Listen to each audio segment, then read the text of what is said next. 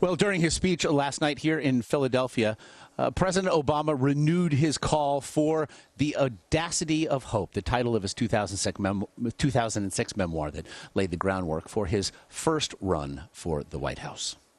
Time and again, you've picked me up. And I hope sometimes I picked you up too.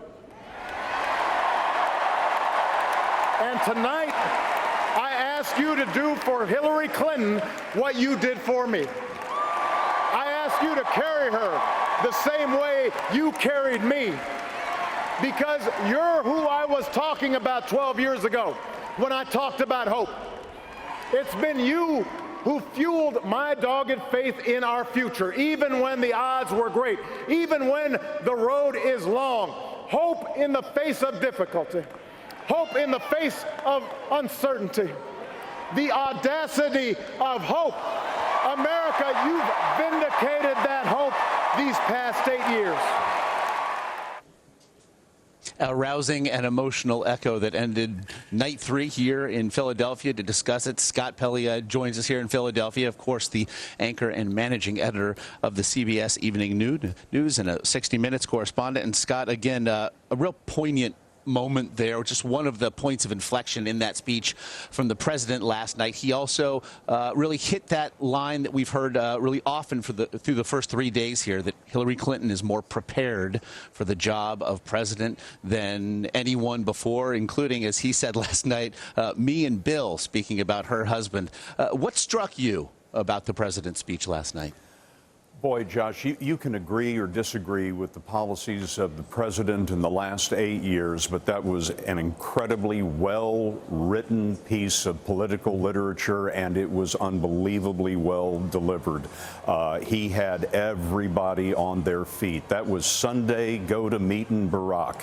And nobody can do that the way he does. It's funny, he develops a little southern lilt in his voice, a little southern preacher for a man from Chicago, Illinois, when he starts speaking in that kind of a cadence. But boy, once he gets rolling, that room full of Democrats was enthralled with that speech. And it was again, agree or disagree with his policies, whether you're a Republican or a Democrat, that was great American political theater last night, and it'll be remembered a long time, I suspect. Yeah, it certainly was delivered with a sense of posterity, to be sure, Scott. Now, given the amount of rancor that we saw really as the primary drew to a close, rancor that certainly followed the party here this week, do you think the president then effectively sent these delegates out, if nothing else, last night, unified as we look ahead now to the speech tonight from Hillary Clinton?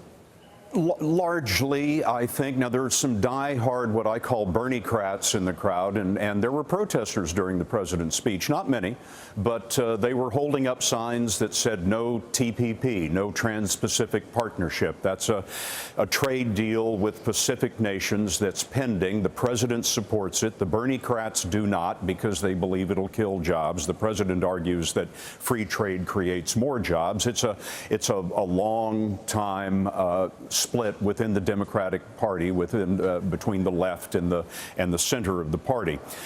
So some of those diehard Bernie-crats are not going to come along. They're going to vote Green Party, or they're going to or stay home. But I think largely to the point, they reached out, the president reached out again, Tim Kaine reached out in their speeches to Bernie Sanders, telling all those Bernie Sanders supporters that they want them to come into the Democratic Party as well. I mean, remember, Josh, as you know better than anybody, the Sanders campaign was an insurgency, very much in the way that the Trump campaign was an insurgency within the Republican Party. Trump succeeded in overthrowing the Republican Party. Bernie Sanders very nearly did the same thing in the Democratic Party. He wasn't a Democrat before he started running in the Democratic primaries. He was an independent in the Senate. So a lot of those people who came in with Bernie Sanders are not necessarily capital D Democrats. They need those people in order to win this election in November. And I think they have brought most of them in. But there are always going to be those who do not go along. There are people who are really unhappy that Bernie Sanders didn't go all the way. And ultimately, Scott, it will be left to the candidate as well to bring those people with her, and we will hear from her, Hillary Clinton, tonight. She will finally officially accept the nomination of the party. Quite simply, we will see some history here tonight. And, you know, Scott, as somebody who spent time with Clinton and her running mate, Tim Kaine, for your 60 Minutes interview this weekend past, what do you think, then, we're going to hear tonight? Will she bang that chord that we heard from most of the speakers last night, attacks on Donald Trump, or might she strike a more hopeful, perhaps optimistic tone? There may be a little bit of both, as there was in Barack Obama's speech and in her husband's speech the night before.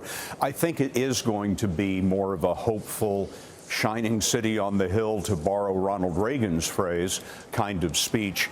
The Democrats went to school on what the Republicans did last week. The Republican convention was very much about the threats against America, and there are many, but it ended up in sort of a dark, strident kind of rhetoric. The Democrats have decided that what they want to do is talk about hope, talk about the future, talk about diversity and inclusion in the country. I think you're going to hear her talk about that as well. You know, as I say, agree or disagree with Hillary Clinton's policies, whatever you think of our experience with Hillary Clinton over the last 25 years, to me, this is an important moment in American history, just as Barack Obama's nomination was an important moment in American history.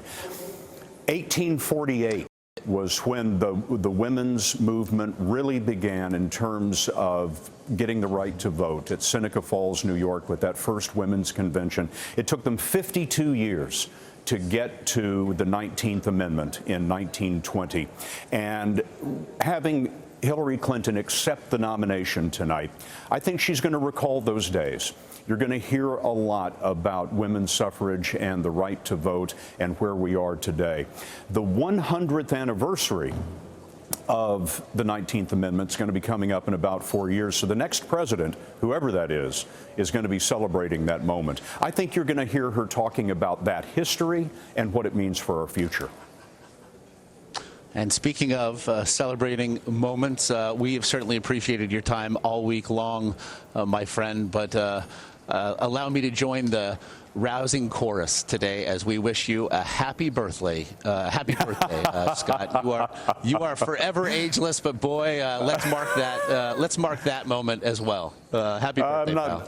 I'm not feeling so ageless, and that is a minor moment in American history, but I'm grateful to you for noticing, Josh. Thank you so much. You bet. And as always, we appreciate your time.